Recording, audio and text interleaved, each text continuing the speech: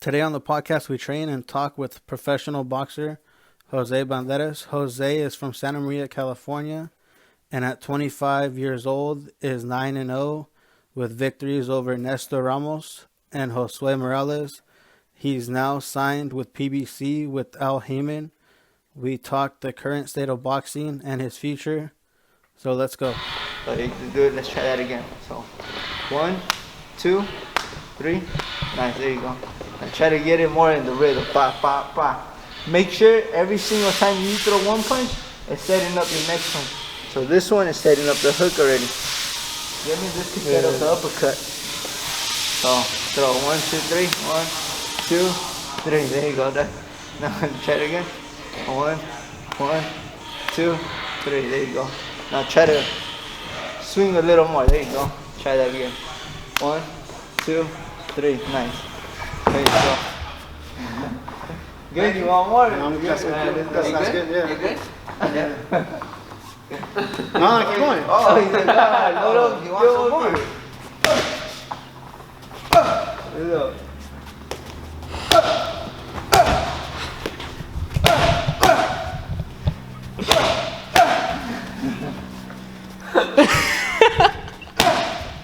Pro boxer Jose Balderas, undefeated fighter.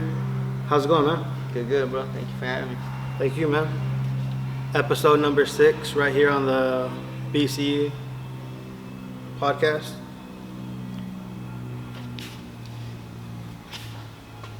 Now, I'm not at all a boxing expert by any means, but I just want to say I'm interested in the way like combat sports has just had like kind of like a resurgence of, you know, with big time fighters and big time fights. What do you think about that? No, I'm sorry. Can you repeat that again? Like, what do you think about like the resurgence of combat sports, like with the UFC and with boxing, and with professional boxing as well? What do you mean by resurgence? Like resurgence, like there's, like it's getting a lot of hype and it's getting, I guess more exciting fights are happening, and yeah. I feel like boxing kind of goes in waves, you know, like it gets really hyped up and really exciting for a little bit, then it goes kind of down and then it goes back up again. For sure. I think right now, since the COVID, you know, a lot of people don't got much things to do and, you know, much things to look forward to. You know, boxing has come up right now, you know, as well as the sport of UFC. But, you know, I think that right now in this era, it can take a big peak for the sport because, like I said, nobody has anything to look forward to, and bringing these live events and big fights like this would just, you know, skyrocket. I want to ask you, what do you think about the return of Iron Mike Tyson coming back?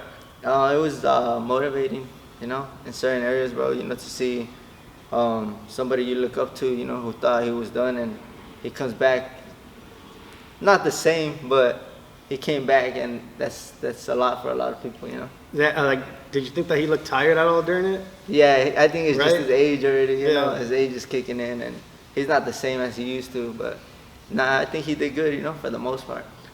But I guess like with the medical, I guess, team that's out there now, and all the things that like cryotherapy and like more nutrition facts that are getting out there, I mean, the sport can go on. Like, age is just a number now, right? Yeah, no doubt, bro. Yeah, it can keep going. Yeah, there's not a lot of things that a lot of these fighters had back then. Like, yeah, just like you said, nutrition. They had strength conditioners. They got, man, scientists now behind this thing, you know. But yeah, this sport can live on forever. Yeah, because you were working out there, and your brother's out there in LA right now with Coach G, right? I mean, yeah. I think what would have happened if like someone like her was around back then, giving these guys proper nutrition? Because I mean, I see what you guys been eating on your IG stories, and that thing looks pretty. Like all that stuff looks really good and really healthy, and it's keeping you guys in tip-top shape, right? Yeah. So I mean, these fighters made it without most of that. Imagine nowadays. You know? That would be a whole different type of monster, bro. Yeah, and Tyson said that he's gonna keep on going. What do you think about that? I mean, it's a little risky. Like I said, you know, he's already at that age where I think he should, you know, just enjoy life and Nah, bro. I think you should chill. You know? Yeah? Yeah. Now, what else happened that night was Jake Paul had a knockout. He knocked out a basketball player, bro. Yeah. Nate Robinson. Yeah, Nate Robinson. Who's, I mean, small in stature, right? Yeah. Compared to that guy. I mean, that shit is more for that's already more for show, you know. But I mean, damn, that guy Jake Paul is a big sized dude, bro. He's big, and little Nate was not. You could just see that he was not gonna be able to take it, bro. Yeah, he took. I mean, I don't think he even had that much time to properly train or anything. Yeah, like that, no, right? I'm sure he didn't get his right training. Now, I don't know if you know a boxer that fights out of Vegas, Emiliano Vargas. You know them? Yeah, the homies, Amado Vargas, Emiliano Vargas, Fernando Vargas. That guys, they're all cool people. Yeah, the right? whole Yeah, boxing yeah. is like a really big family, huh? Yeah, bro, no doubt. Now, shortly after that, he put on his IG live. I'm all for people getting money, but this YouTuber stuff needs to stop. Now, how do you feel about that? Like, do you think that they're kind of just making a mockery of the sport, of the professional sport? I feel like it's good in certain things and it's good in bad and other things. You know, like one thing I can say is good for the sport is these guys are bringing a whole different type of audience to the sport. You know. Yeah. And for the bad part, I would say that, I mean, it is affecting the sport in other aspects, such as like now these people just want to see something that's fun. It's not even so serious, you know. So I mean, it could take a damage to the sport, you know, if they keep messing. Because I mean, like all you gotta do is have money now, and you can just jump the amateurs. Yeah, honestly, like that's what they're making it seem like. But the experience that you get in the amateurs to turn into the pros, you don't realize it, but it's a huge factor when you're already in the pros and the big levels. Like those are it's just the little details that you pick up from like fighting certain people, fighting certain styles, and you can't just skip the amateurs, you know. Yeah, right. Because I mean, when Conor fought Mayweather, that was completely different because Conor's a fighter, and even though it wasn't boxing amateurs that he went through, he still went through amateur and mixed martial arts, and that's still the amateurs, and you're still gaining your reps, and you're still, I guess you could say, like earning your craft. Yeah, for sure.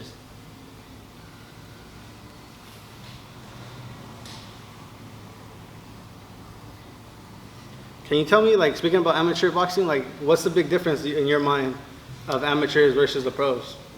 So in the amateurs, you only get 3-minute rounds, 3-minute rounds, and you're more taught to like, you could say, how can you say? They're more like flashy punches. I guess you would say you're more scheduled like to win. Because, you know, you got your whole face covered, you got your gloves, which are a little bigger in size, and you're more taught to just go out there and try to win by points. You know, as far as the pros, now these punches, every single punch you can feel, bro. Even the punches that you're blocking, and you can still feel the weight on the punch. So now the difference, I would say the difference between from the amateurs to the pros is now that the pros pick their shots to throw, you know, they come with bad intentions, and it's not just so much to just try to land anything. But you're still getting a lot of like while good experience, right? Yeah, for sure, bro. No, every single fight, I feel like I learned something, and I'm just improving, you know. Cause what was your record in the amateurs? It was like 58 and 8 losses, bro. Oh, okay. Yeah, I didn't have too much amateur experience. I was fighting, and then I broke my wrist, you know, and I had to stop for a while. And, you know, during that time, my family didn't have money to keep supporting the dream, you know. And so I kind of took a little break, you know. I took a little step back and kind of just started pursuing other things. And, you know, I came back, you know, I let my hand heal, you know. I took my mind completely off boxing for a bit. And, you know, I came back. I ended up winning a few tournaments back to back. I ended up going to the Olympic qualifiers, but I came up short. So, okay. Yeah. And then now you're 9-0. Now I'm pro. I'm 9-0 with 3 knockouts. Yes, sir. How's it feel like when you get that one big knockout? Is it like For sure, it's a different hype. There's a Yeah. different hype behind it, and more people want to be around you. I feel like you shine more, but yeah, it's just I mean, a win is a win. Yeah. They don't understand it takes courage to step in that ring. now a TKO is different than just a clean Yeah, knockout, right? for sure. But because I've seen a lot of interviews with Tyson and some other guys, and I guess King Ryan Garcia too. He always says that like when you knock someone out, you're happy, but then there's just that little part of you that no matter how caught up in the moment you are, you kind of feel sorry for Yeah. the person. Just For sure, it's always, bro. And it has happened to me a few times where like before the fight, you just going in there to hurt this person. You want to make sure you make your statement. But you after the fight, you just remember that this person is another human. And, yeah. you kind of do feel bad when you hit them, hard and Yeah. stuff. It's funny. It's fun out there Yeah, it's fun. in the bro. ring. Yeah, no doubt. It's an adrenaline rush for sure. Yeah, I know. Well, because I remember I did wrestling in high school, and it wasn't nothing that big. But I mean, I remember now, like just now, I've been away from it for a while now. But I find myself kind of more lazy around the summertime, as opposed to when it's the fall and the wintertime and it's wrestling season. Like you always get that urge to like come back. Yeah, for sure. And even if it's just like your own version of like a hard workout, how do you feel like that with boxing? I mean, because you don't really go through seasons. You're kind of always always mentally ready, right? Yeah, it's not even this is not even a season thing. It's more like a lifestyle. You Right, know, yeah. you just gotta make sure you're sleeping right, make sure you're eating right, make sure you're getting the right training. And like, man, there's days I wish I could just take a break. But just remember that there's other fighters trying to stay on top, so that gives me enough motivation to just keep fighting. Now on this podcast, we talked about a lot about The Rock, like Dwayne Johnson's cheat meals. What's like? Do you ever have like a cheat meal after your camp or something that you just go Nah, out I on? just usually like eating pizza, and, Oh, yeah? but that's my cheat. But yeah, I really don't have nothing like that I look forward to after the.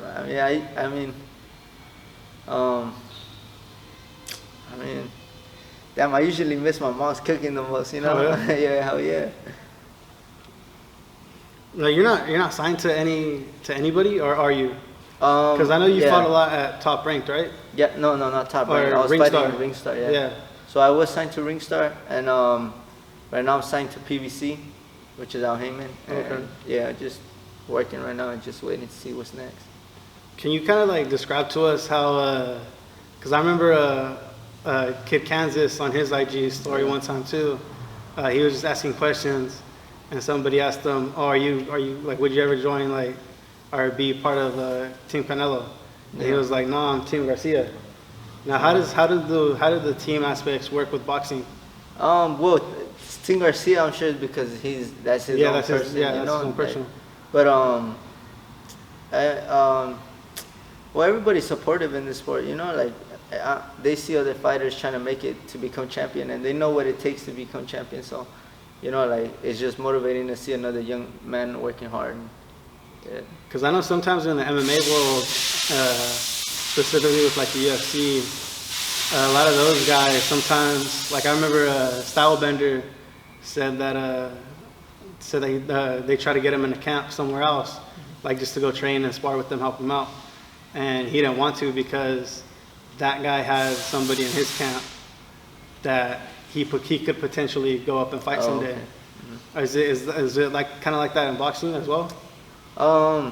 It kind of is, and but in certain areas, I feel like that would be as a way of saying like he's like me as a person. I like to stay in competition with myself, So Right.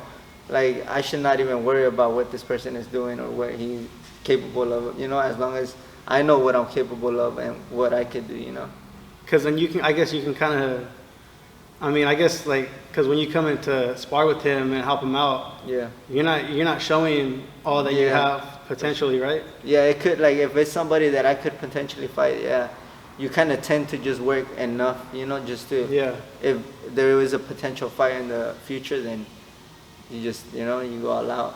Yeah. I was watching a podcast called Against the Ropes with your brother and Sean Yeah. Garcia, and they kind of asked him questions, and he tried to describe you, and he was saying like some interesting facts about you that like nobody really knows, and he said that like you cut hair, Yeah. and your clothing brand that you've been coming up with, and he also said like you've actually done a couple tattoos.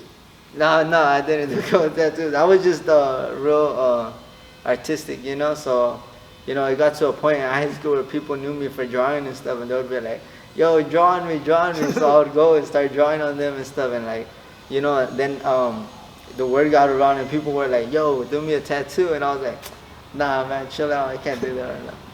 So yeah.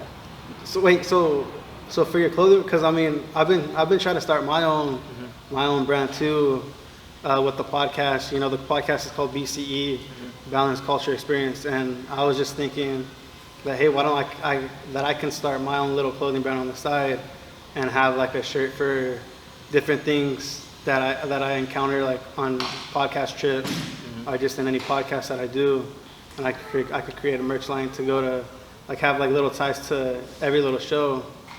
And you said that you're artistic, so do you draw? Yeah, I everything do for your draw, own brand? I have for my brand I've bought a few logos, but yeah, for the most part anything that is designed like letters, work or drawings, yeah, I have done that.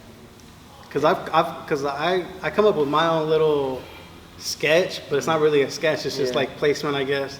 Yeah. And I just send my stuff out to one of my homies that draws really good, and he just draws it all for me. And then I have to get it to a digital guy that can put it online and then do it like that. Is it how's creating your own brand? Like, what's the name of it? Is it Ape Clothing? It is Ape, and I have a gorilla for the logo, and it's going pretty good. You know, I just started it mainly for my boxing thing. You know, for just it meant like for somebody who like, you know, gorilla's strong. You know, strong person, right. And like, you know, you got to be a strong person to continue this sport. You know, and it's kind of what I was kind of reaching out. It was mainly a personal brand, but you know, if I can expand it more into like streetwear, that's what I'm trying to do also, you know. Oh, really? What was the idea behind that? Just so that you could have it for your boxing? Yeah, not even just for my boxing, but just to like expand anything that I do. Like I didn't want to just be stuck and have it just for my people that box, you know. I wanted people to look at it and, you know, be able to rock it with something else other than just training stuff or things like that. So you do want to build it into an official street brand one day? Yeah, hopefully one day, bro, it gets to that point. That's dope, man. So, because you think it's important to have something outside of boxing, right? Yeah. Like, someday you're going to want to stop boxing, and then you're going to want to transition into something else. What do you think that is? What do you think those other things are? Like I said, I've always been artistic, and I feel like if I wanted to continue anything that's creativity in it, I think I would be real good in it. But apart from my boxing, one big goal that I'm trying to reach for is to get into the real estate business, you know. Oh, okay, cool. Yeah, so that would be like as far as like my investments and stuff like that. Because you have a restaurant too, right? Yeah, we have a restaurant. And Tacos de Mexico, yeah, it's popping. How does that? How'd you come to do that? Was actually a restaurant that was already here, but see, it's a funny story because my mother used to work there since I was a kid. Like, well, not a kid, but you know, my stepmother. She was working there since I was like, I think she was like working there like 13 years before that, and then the owner said that he was gonna get rid of the place, you know, that he couldn't continue no more. So he actually offered my mom the position, you know, if she wanted to buy it. So we bought it from my mom, and it's been running real good now. And do you cook in there too? I have cooked in there. I have had some creations, I guess you can say, with one of my partners, but yeah.